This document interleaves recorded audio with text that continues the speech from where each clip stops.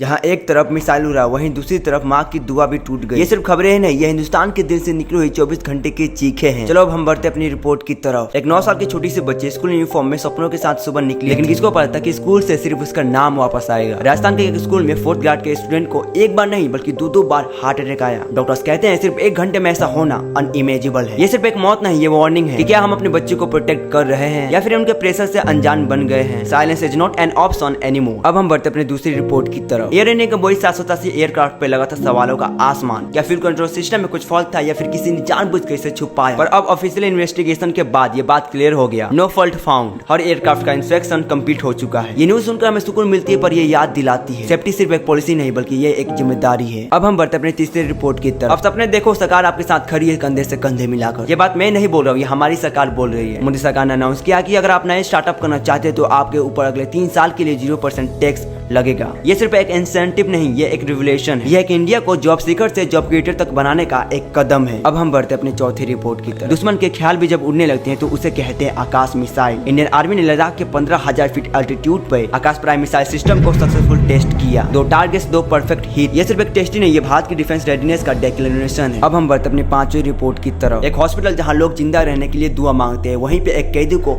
गोली मारकर हत्या कर दी गई। पटना के पास हॉस्पिटल में अननोन अटैक ने किया शूट आउट। पुलिस इन्वेस्टिगेशन जारी है और ये केस बहुत ही ज्यादा क्रिटिकल है। अब सवाल उठता है कि आखिर किसने दी ये हिम्मत हॉस्पिटल को बैटलफील्ड बनाने के लिए। अब हम बढ़ते अपनी 6वीं रिपोर्ट की तरफ। फैशन और संस्कृति के संग्राम कोल्हापुर चप्पल पे चल रही है कंट्रोवर्सी के बीच। पर्दा की टीम पहुंची कोल्हापुर मिलने आर्टिसन से। ये सिर्फ एक फैशन स्टेटमेंट नहीं, ये एक रिस्पेक्ट है हमारे भारत को वर्ल्ड लेवल स्टेज पर ले जाने की। अब हम बढ़ते अपनी 7वीं रिपोर्ट की तरफ। एक स्कूल गर्ल को अपने घर में जहाँ उसे सेफ फील करना चाहिए था, वहीं बना उसके लिए दर्द का मैदान। यूपी में क्लास 9 के स्टूडेंट के साथ 4 लड़के मिलकर किए असल्ट। 4 लड़कों में से 3 लड़के इसके ही क्लास के थे और 1 बाहर का था। ये सिर्फ एक क्राइम ही नहीं, ये भरोसा का मर्डर है। तो दोस्तों ये था हिंदुस्तान के 24 घंटे, जहां हर तस्वीर के पीछे एक सच था और हर खबर के अंदर एक डीप आवाज। तो दोस्तों मिलते हैं कल नए सवालों के साथ। अगर ये वीडियो आपको थोड़ी सी भी अच्छी लगी तो वीडियो को लाइक कर देना और साथ ही साथ मेरे चैनल को सब्सक्राइब जरूर कर लेना।